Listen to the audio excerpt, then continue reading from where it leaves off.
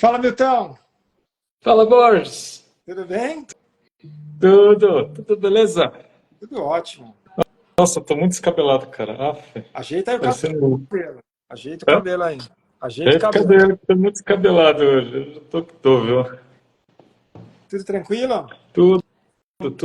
Tava aqui preparando a aula sobre corpos sutis para o curso de medicina, para pós-graduação em medicina integrativa no Hospital Oswaldo Cruz. Que legal. E eu estou terminando a apresentação e a compilação de algumas informações sobre os chakras, né? Sobre a história dos chakras, que é muito complicado, principalmente a junção deles com o ocidente, é um negócio extremamente complexo. Complexo Aí, por quê, Milton? a história, né? Tem muita gente pondo mão. Então, olha, só até a publicação do The Serpent Power do Woodruff, você tem quase 1.200, mais de 1.200. Você tem 2.000 anos de história, tá certo? Com pelo menos umas 100 publicações diferentes, de textos diferentes. Então, o desenvolvimento do sistema dos chakras é um processo que levou milênios, assim, tá? E depois que o Woodruff é publicado, ele é publicado em 1880. 1880. O The Serpent Power é publicado com a tradução do Shatchakra Nirupana, que é uma obra do século XVII. Tá? Século XVII.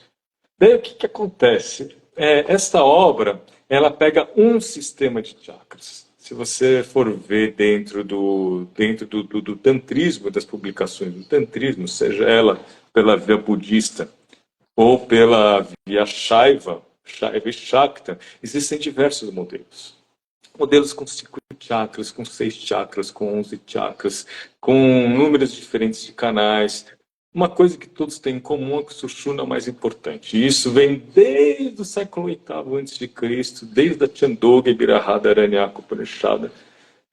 Sushumna, o canal do centro que leva a cabeça, é sempre o mais importante. Tá? Agora, quando você entra no período contemporâneo, você tem aí nos primeiros 100 anos, depois da publicação do Shatchakra Nirupana, uma quantidade imensa de alterações, tá? Que vai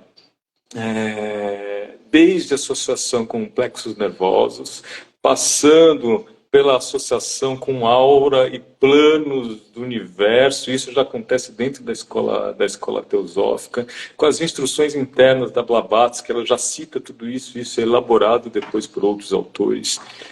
Em 1908, ou seja, nem 30 anos depois da publicação do Shatchakra Nirupana, você já tem ela, Adélia Fischer, publicando um livro As Leis da Respiração Rítmica, onde ela faz uma síntese já do que já tinha. Então você não tem nem 20 anos, você já tinha tanto material diferente, né, do original, que precisou fazer uma síntese. Nessa síntese, o que ela associava?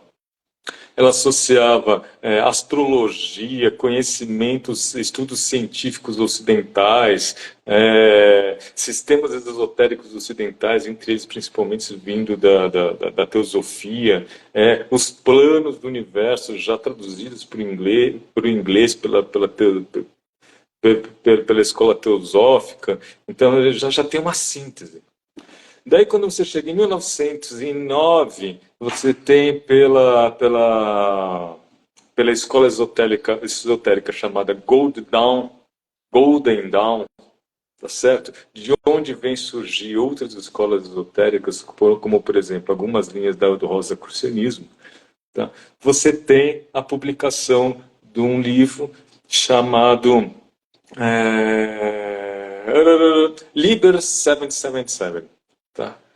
Na qual você tem a associação dos chakras com as sefirot da Cabala. Então você vê que a coisa começa a ficar Então, muito era isso que eu ia doida. perguntar. Essa toda a quantidade de bibliografia falando sobre os chakras, mas falavam de uma forma muito, tipo, diferente um do outro.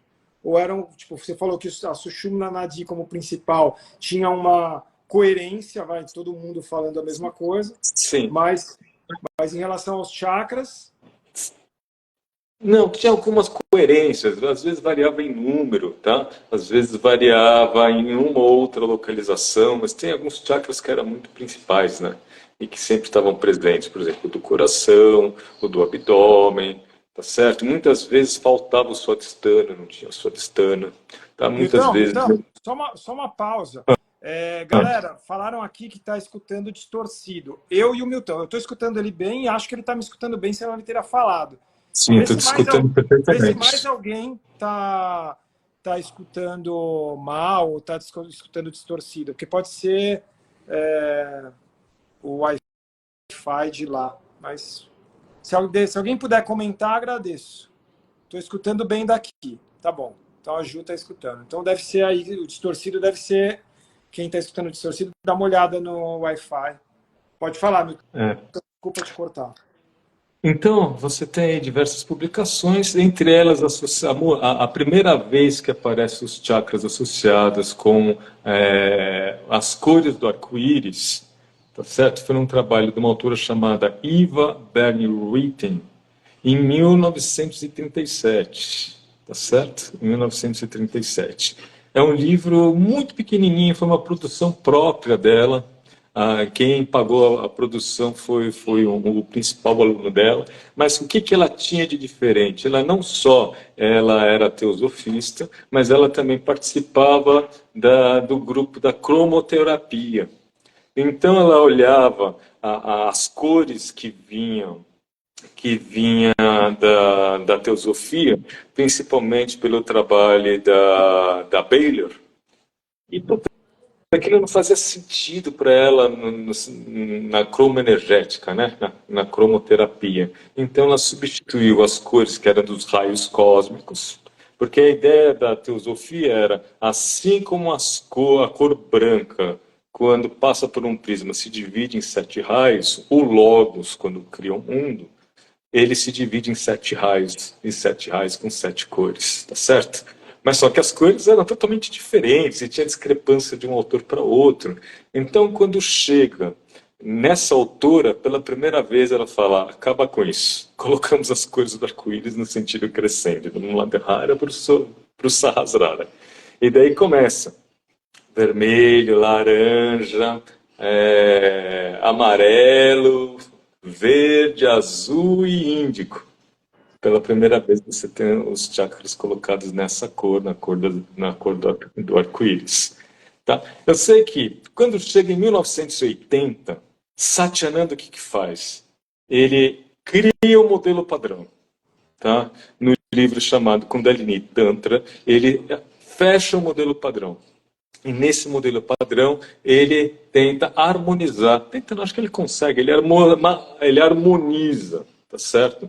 O modelo oriental com o modelo ocidental, gerando aquilo que a gente vem conhecer como o padrão ou modelo moderno dos chakras, que é, na sua maioria, o que a gente usa até hoje, tá certo?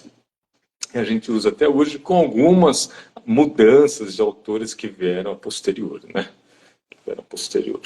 Então, em 1970, a partir dos trabalhos de Jung, que foram assimilados por Joseph Campbell, aparece a junção dentro do sistema de chakras os sentimentos, tá certo? Sentimentos, como a gente conhece, tal chakra responsável por tal sentimento, tal chakra por esse.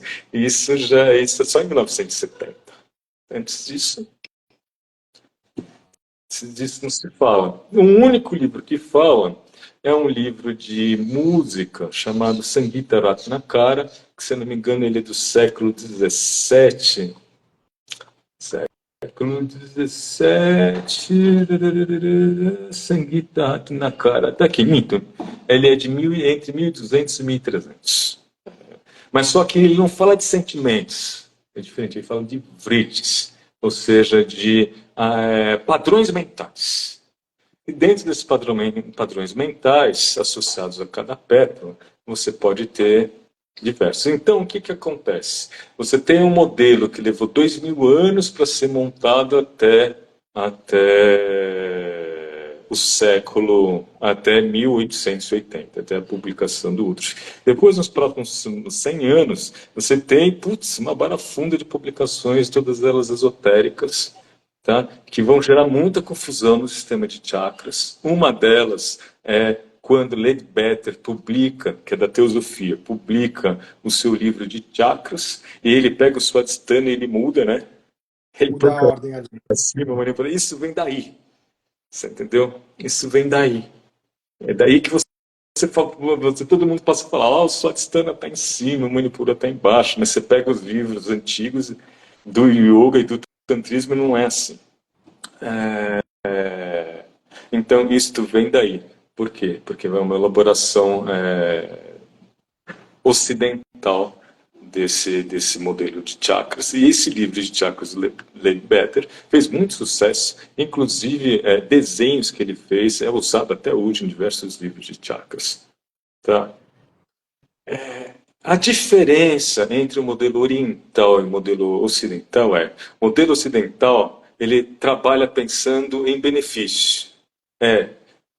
Cada chakra tem um sentimento, cada chakra tem um potencial. Então, trabalhamos os chakras e assim nós melhoramos a nossa personalidade e com isso nós melhoramos como seres humanos. Tá. Esse é o modelo ocidental. O modelo oriental não, ele é diferente, ele trabalha ao contrário. É um processo de introspecção, de mergulho para dentro. E o chakra, principalmente dentro do tantrismo, e o corpo energético, principalmente do tantrismo, ele não é enxergado como algo que existe, que é real. Ele é enxergado como algo mais do que real, porque é algo que você precisou criar mentalmente a partir da visualização.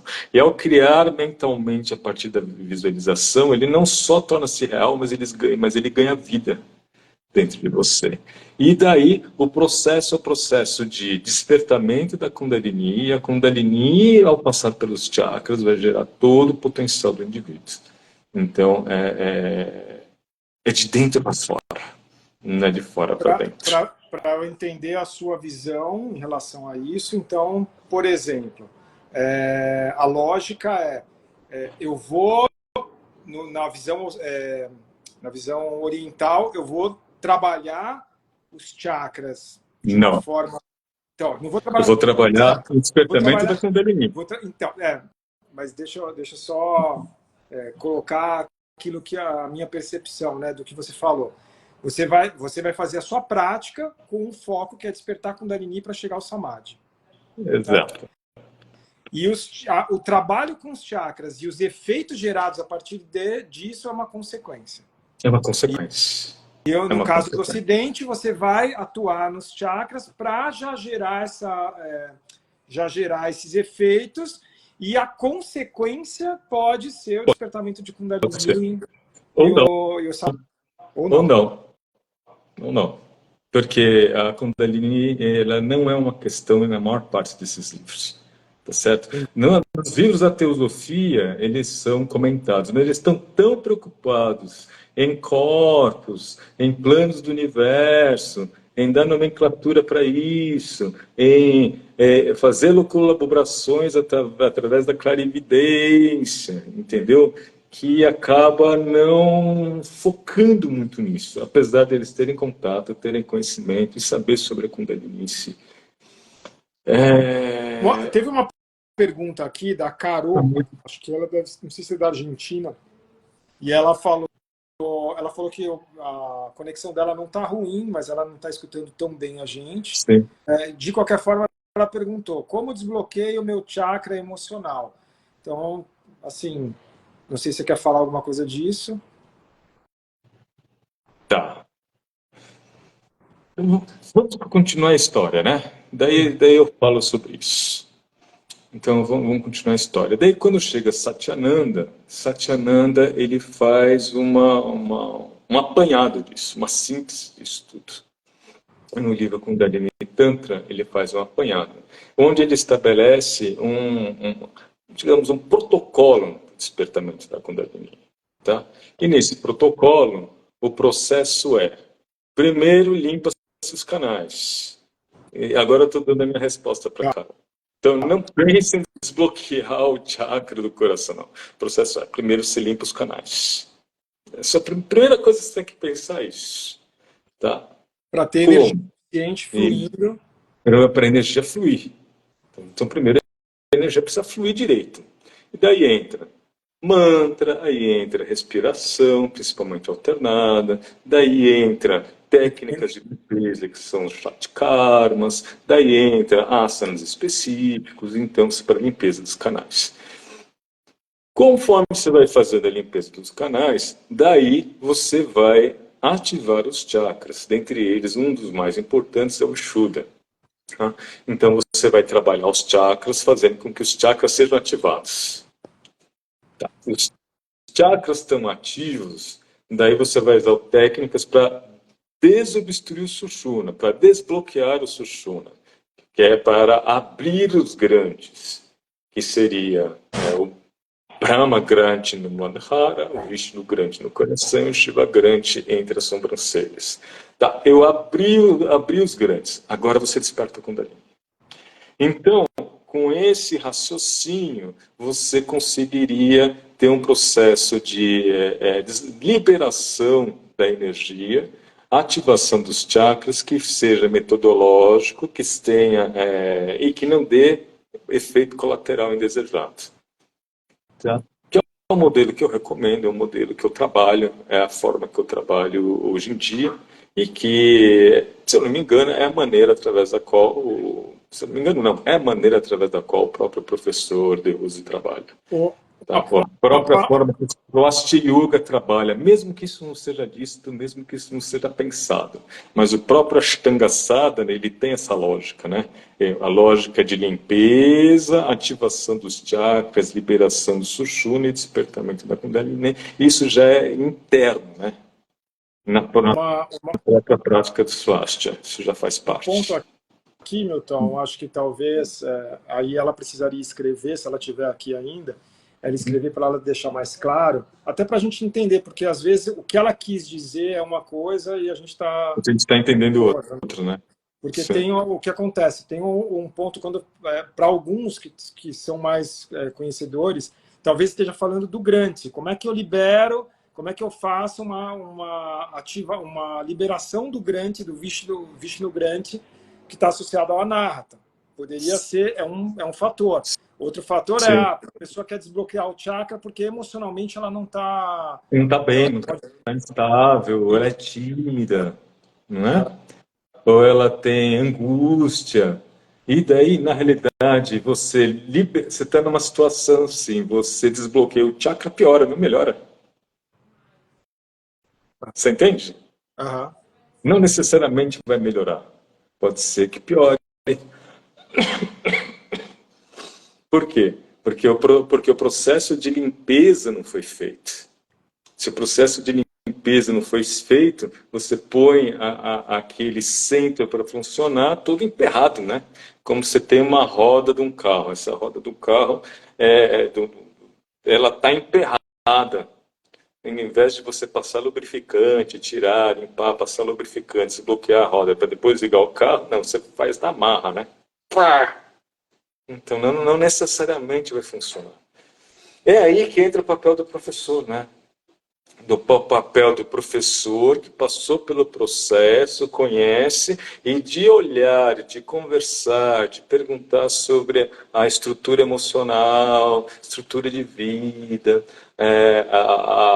as relações interpessoais, sobre como essa pessoa se relaciona com ela mesma, se relaciona com o mundo, qual a visão do mundo dessa pessoa, ele consegue identificar a partir disso o que está sujo, o que não está, o que precisa ser trabalhado, o que não precisa, e de que forma que ele vai fazer isso dentro desse modelo. E com que técnicas ele vai fazer isso dentro desse modelo. É aí que entra o professor. Então, até a resposta que a Carol deu aqui, ela disse assim, que ela já trabalha esse chakra com a cor violeta e algumas respirações. Mas tem várias outras técnicas, dependendo da necessidade dela, que ela poderia utilizar, tanto para purificação quanto para esse estímulo do chakra e sim, consequentemente, liberação do Grant, né? sim, sim. E de repente o violeta talvez não seja a melhor forma. Aham. Talvez o violeta não seja a melhor forma. Daí precisaria conversar com a pessoa, né? Precisaria conhecer a história de vida da pessoa e por que que ela está precisando disso, né? Sim. É por isso que eu falei, porque às vezes a gente está. A pessoa ela está com uma percepção e não necessariamente aquela. E isso é legal para a gente que é professor, para outros professores que estiverem aqui, dessa compreensão do indivíduo, de que cada ser humano é um ser humano único e que não necessariamente a gente consegue colocar tudo num mesmo bolo e Não. tá lá, não dá, Sim. não é. É interessante que tem uma tradução não, tem uma coletânea de livros dos discípulos do Ramakrishna. Eu não me lembro o nome, que eu li já vai fazer uns 4 anos. É uma coletânea de livros. Tá? E nessa coletânea de livros tem um momento que o discípulo ele está contando a história que ele teve com o professor, com o Ramakrishna, né?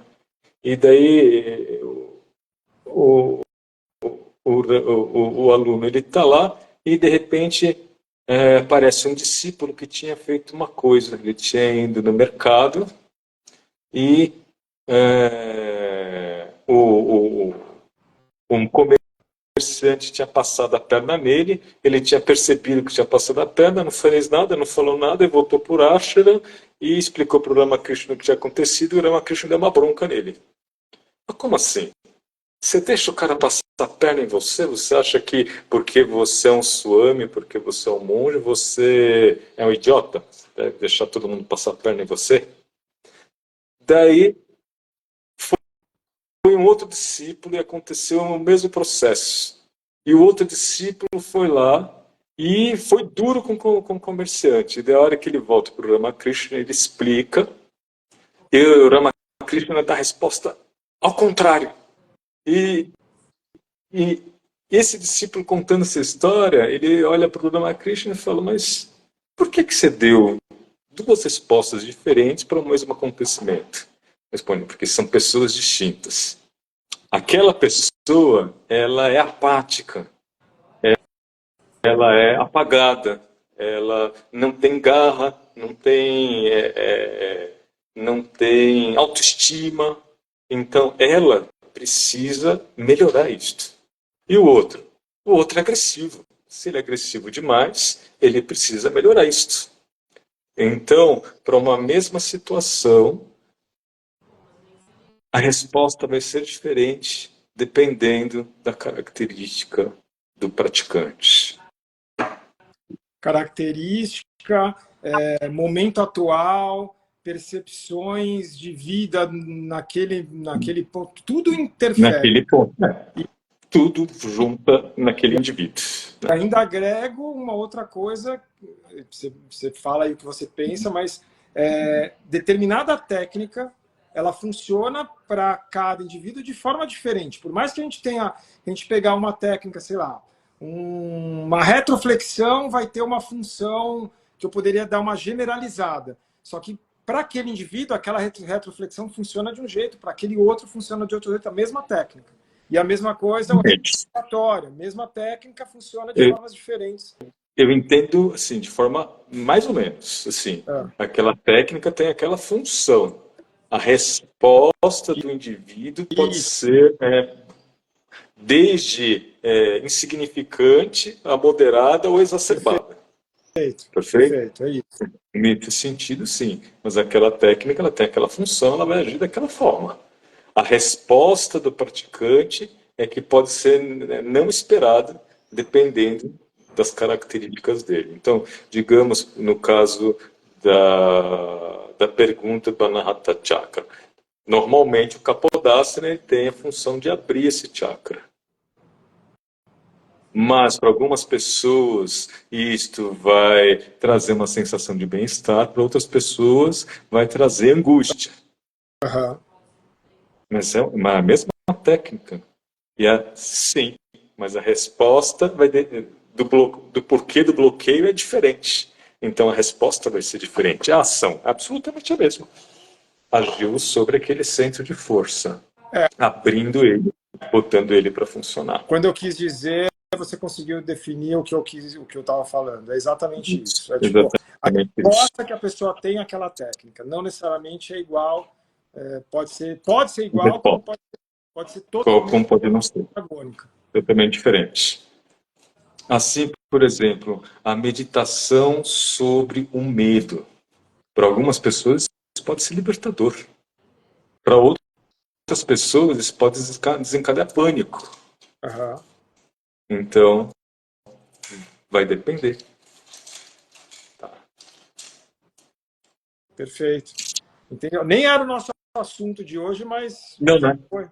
Não, Já foi, né? começamos a falar de chakra por causa do seu curso, do curso não, da palestra. É palestra ou o módulo que você vai dar? Não, é um módulo, é o primeiro grupo de medicina integrativa, da primeira grupo de pós-graduação de medicina integrativa do Hospital Oswaldo Cruz. Eu fui convidado para falar exatamente sobre o corpo energético. Daí, a questão é, qual é a minha ideia? A minha ideia é mostrar o desenvolvimento dos chakras, tá certo? Mostrar como os chakras se desenvolveram. Em cima disso, a gente sair do materialismo ingênuo e sair do oposto, né? Que é o materialismo, como posso dizer?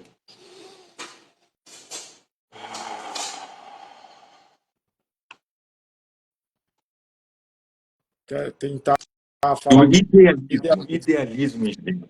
Idealismo ingênuo é aquele livro disse que o chakra faz isso, aquilo outro. De onde o cara tira aquilo? Da cabeça dele. Não tem teste algum, ou tem pseudociência associado, é abstrato, não tem fundamento algum, não tem história alguma, simplesmente tirou da cuca dele aquilo.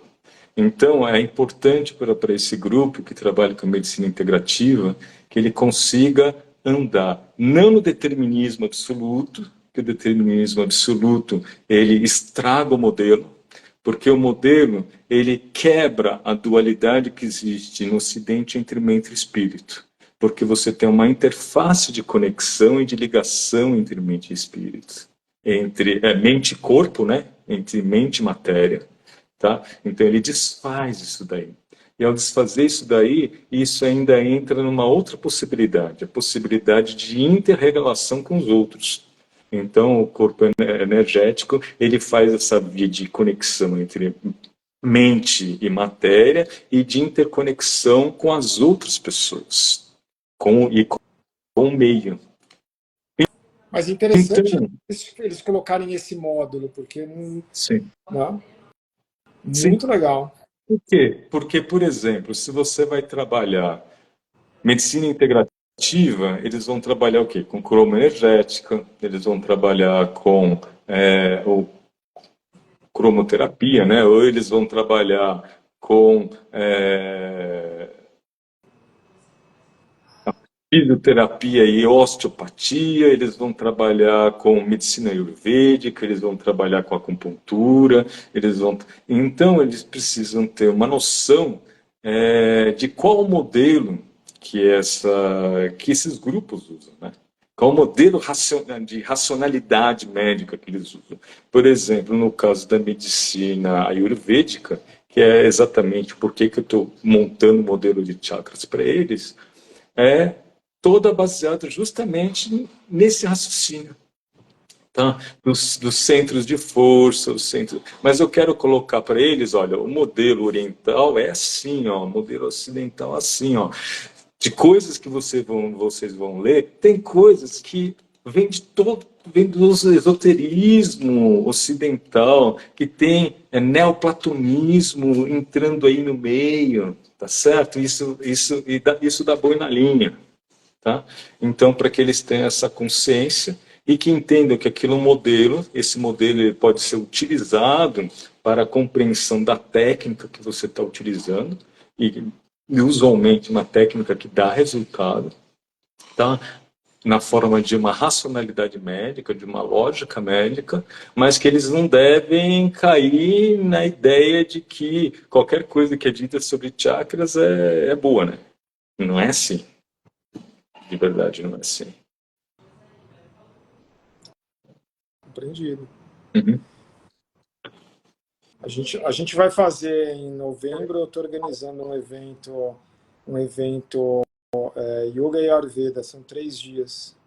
Uhum. E, e a gente está conversando muito com 2 pessoas que vão estar lá com a gente. Então, é interessante você falar. Milton, eu lembrei agora uma coisa que acho que até dentro do que você estava falando, de você dar esse módulo, dentro do estudo todo que você faz, eu acho que era legal você falar um pouco do seu grande curso, né? Porque eu acho que, assim, eu, pelo menos, eu estou há 24 anos no yoga. 24 anos. 22 ensinando. E não tenho dúvida de que, tipo, tudo que eu já estudei, tudo que eu já fiz de curso, o seu curso, que é a imersão filosófica, é o grande curso, assim, em termos de aprendizado, no qual você, assim, você passa muito conteúdo. Eu acho que é legal você falar um pouco do curso em si, como é, porque eu posso dar aqui a minha visão, né, como um aluno que fez, em termos de conhecimento e conteúdo, mas além de todo o conteúdo histórico do yoga, a gente estava falando aqui de liberar o chakra, ou de desbloquear o chakra, ou de fazer a energia fluir, e conseguir dar um norte, um direcionamento para isso, o seu curso é perfeito Sim, nesse sentido. Né? sim. Eu acho que é Até legal. porque Até porque esse curso, como ele pega técnica a técnica, então você vai entender exatamente do ponto de vista energético o que essa técnica faz. Você vai Uhum. entender se ela serve para abrir um grande ou não. Você vai entender se ela pode ser utilizada para o despertamento da Kundalini ou não. Você vai entender se aquele mudra ele tem realmente um efeito potencial de cura de corporal ou não. Se isso foi descrito em algum lugar ou não. Tá? Então, como é um curso que é uma grande compilação de tudo que eu pratiquei, de tudo que eu li, de tudo que eu compilei ao longo da vida, né? Então, ele dá uma visão muito grande, né? Para o instrutor saber o que escolher, quando escolher, como escolher. E as pessoas que dizem que é uma nova graduação, né? Porque elas... O Andy falou isso aqui agora, falou que é a verdadeira graduação como professor de yoga. E assim, galera que está escutando agora e que vai escutar gravado depois, eu não ganho nada com isso, tá? Eu Não, realmente eu acredito no curso e nunca vi nada tão aprofundado. Porque pega uma pessoa que é um nerd do yoga, de tanto que ele estuda, é o cara que eu mais vi estudar, então pega isso, mais o conhecimento da medicina que ele tem, e mais ainda a vivência que ele tem de mais de 30 anos praticando e vivenciando yoga. Então, assim, é um acúmulo de conhecimentos que estão gerados e que contribuem muito. Eu vejo muito professor com essa dificuldade, muito. E assim, eu não falo que eu sou supra-sumo, porque eu também tenho a mesma dificuldade, só que a galera hoje, cada vez mais, Milton, eu sinto, como eu trabalho muito com professores, ensinando professores a serem mais bem-sucedidos na profissão, a maioria dos professores tem essa dificuldade. Eles não sabem dar um direcionamento para um aluno, saber exatamente o que vai funcionar para aquele aluno. E o porque seu curso... E o exato, ele seu não curso sabe o que a técnica faz, né? é, É, então, não às sabe. vezes, às vezes é só a própria vivência dele. Então, eu pego só na minha vivência, mas eu não tenho, tipo, a fundo alguém que foi lá e me mostrou, que me colocou ali Sim, passo a passo, etc. sim. Até porque é o tipo de conhecimento que não está em lugar algum. Aham. Está em todos os lugares, mas não está em lugar algum. Todos os lugares, por quê? Porque eles estão espalhados em diversos textos. Em diversos textos. Isso está espalhado. E então está em todos os lugares. Em lugar algum, porque se você quiser pegar tudo isso e achar num lugar só, não tem. É, Simplesmente não só tem pegar algo que faça isso. a sua primeira obra, porque para quem não sabe, os livros do Milton, me corrija se eu estiver errado, tá? Os livros do Milton, eles vão nascendo desse curso. Discurso. Então, todos os livros que o Milton está escrevendo foram nascendo desse curso, dele ter estudado e tal, dele ter testado com a primeira turma, eu fiz parte dessa primeira turma. Então, os livros foram nascendo de toda a expertise que ele foi tendo até de dar ali a vivência para as pessoas. E se você pegar o primeiro livro, que é o Mudra, assim, não existe. O Milton falou que tem alguns livros sobre Mudra, mas assim, não existe nada parecido com a profundidade, com o conhecimento que tem ali. Então, a diferença é que além não é um livro, e sim o conhecimento passado dele, professor ensinando. Sei lá quantas aulas tem, mais de 400 aulas, menor ideia de quantas aulas tem hoje. Muito legal. É um curso muito. A grande questão desse curso é que ele é um curso longo, né? Ele é um curso de 3 anos. Tá? E os alunos que fazem, o que eles costumam fazer? Eles costumam abrir o caderno, eles fazem uma aula por semana, né? Eles abrem um caderno e em cima do curso eles escrevem livro, né?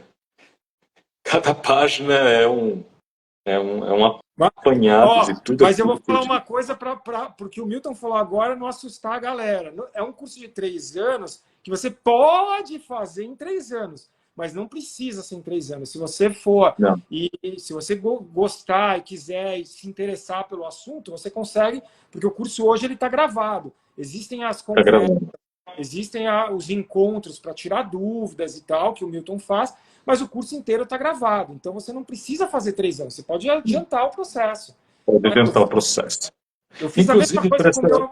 com o meu aprofundamento, eu fiz isso. Então as aulas estão gravadas. Eu tenho os encontros para tirar dúvida. A pessoa ela pode se formar em 2 anos, 3 anos, mas ela consegue adiantar esse processo muito menos do que isso. Consegue. Ela consegue se formar em 1 ano e a mesma coisa o seu, ela consegue fazer em 1 ano. Consegue. Inclusive, até porque tem temas que são chave, né? Então, tem assuntos ou aulas que a pessoa tem que fazer. As outras, elas são aprofundamentos em detalhes, né? Em detalhes. E para essa nova turma, vai estar selecionado, né? Eu estou selecionando as principais aulas para deixar marcada quais são as principais aulas que a pessoa tem que fazer. Se as outras não quiser fazer, tudo bem, mas aquelas que ele tem que fazer mesmo já vão estar selecionadas, inclusive com checkpoints, né, na forma de quiz, para ela saber o que ela aprendeu. A Vi colocou isso aqui. Sim, Ela vai falar aqui.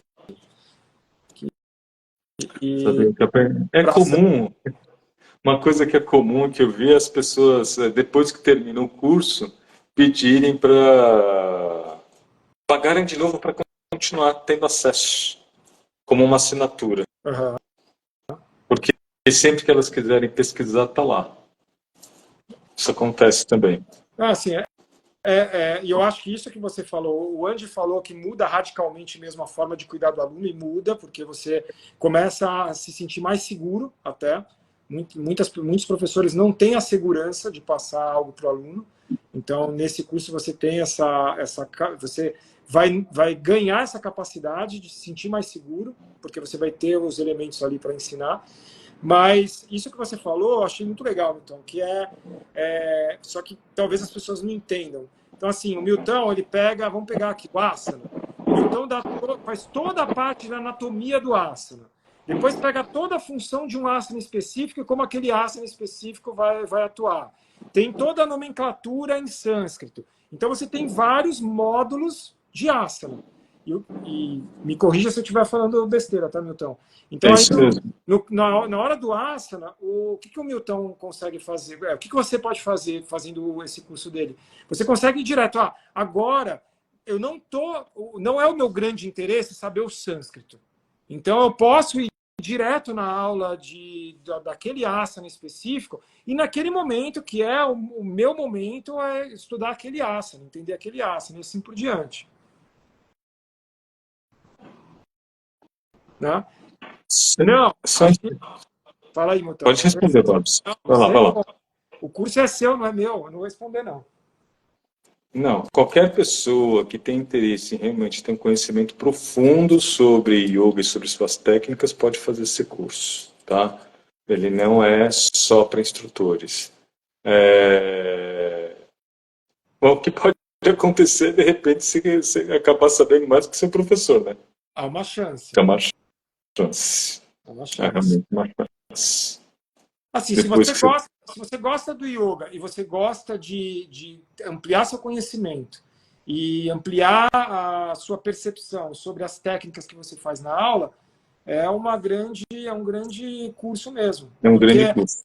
Porque, assim, apesar do Milton, como eu, ser um professor de Swastika Yoga, o Milton é um estudioso e ele, assim, ele abarca ali todos os tipos de yoga. Ele conhece os tipos de yoga, ele conhece a vivência, ele traz o conhecimento de livros diferentes ali, de livros diferentes de yoga. Não é só livros de Swastika Yoga.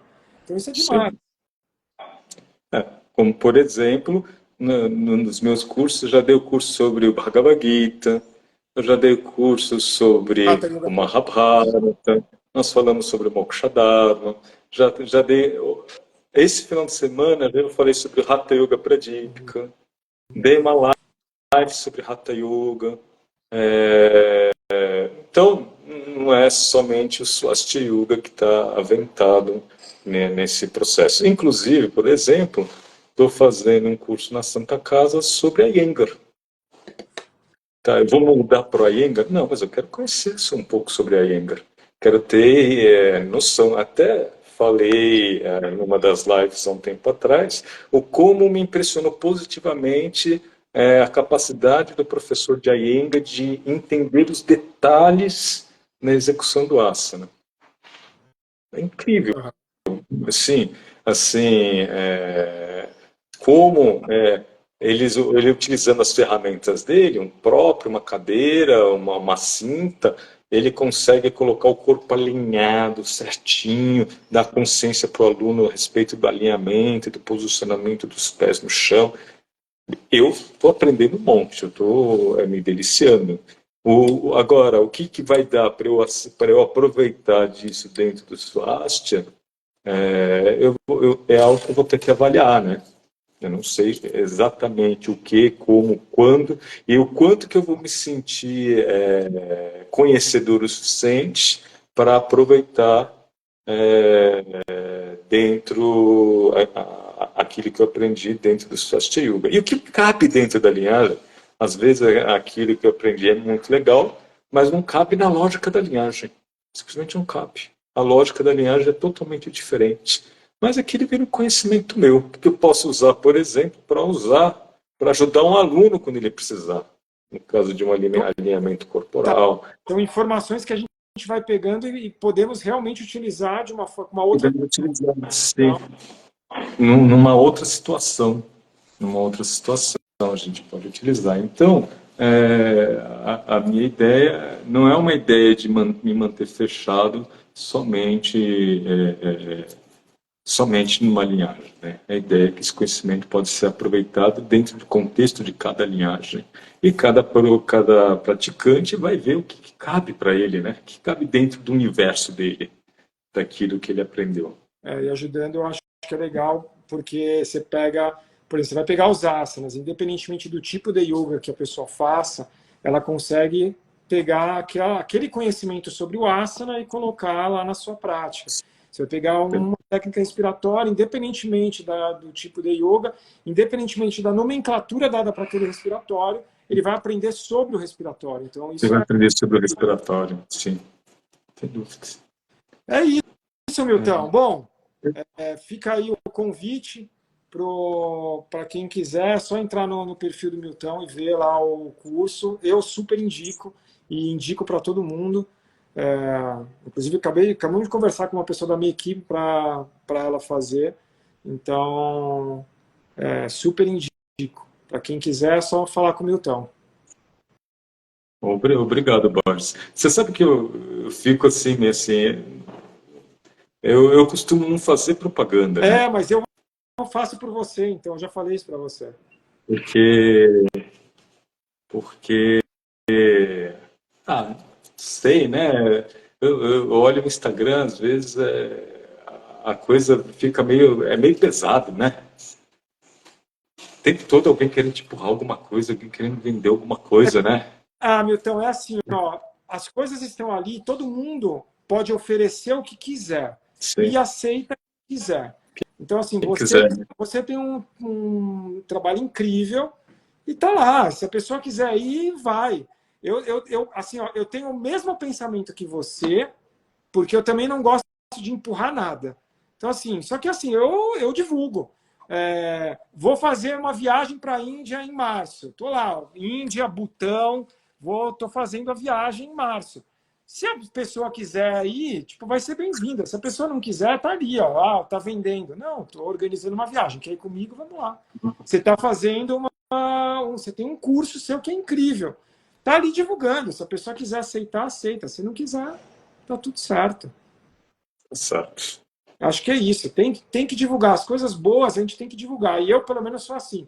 Tudo que eu gosto, eu vou falar, vou divulgar para as pessoas aquilo que eu gosto. E o seu curso é incrível. Não tenho o que falar em termos de conhecimento. Certo? Tá bom. Obrigado. Milton, estamos juntos, tá? Daqui 15 dias voltamos a falar. E saudade de você. Combinado. Saudade. Nem falo isso. Saudade mesmo. Ó, Um grande beijo. beijão para todos.